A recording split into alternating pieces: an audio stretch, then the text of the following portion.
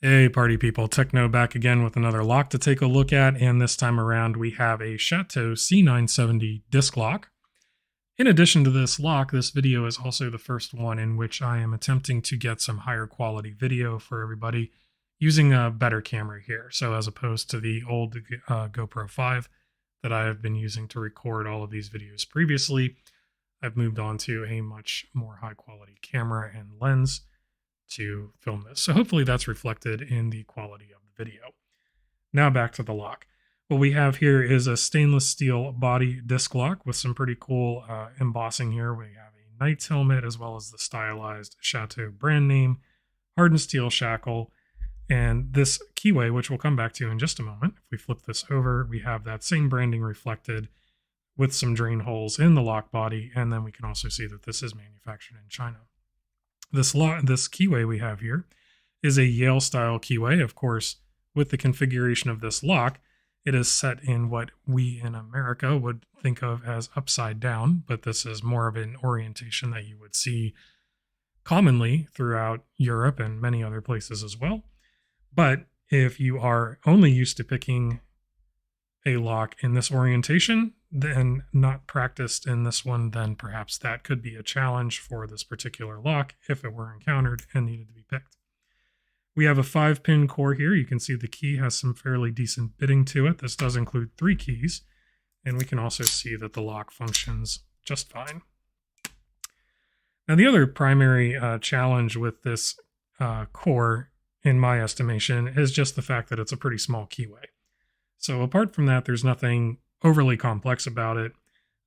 There is room enough to work around in there despite the size, although it can be a little bit more difficult because of that smaller keyway.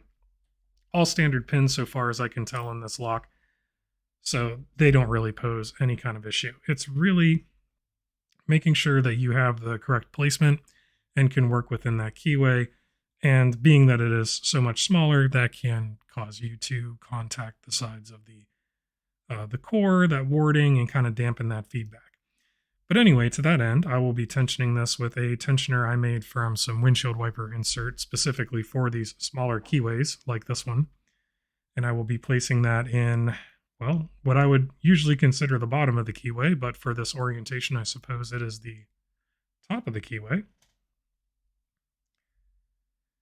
And then I will, of course, be using my Sparrow's Tron pick in 25 thousandths to pick this open.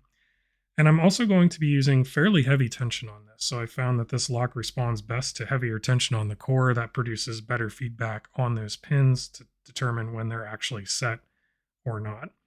So without further ado, let's go ahead and get started. And with pin 1, we are binding. And I click out of pin 1. Pin 2 is binding.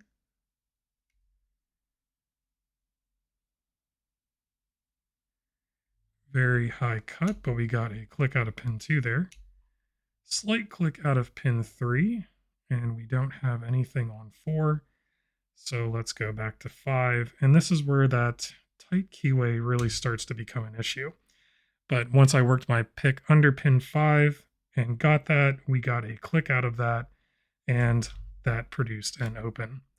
So as you can see, again, there's nothing mechanically challenging about the core in this lock. It's just more the orientation and the size that might throw some newer pickers for a loop.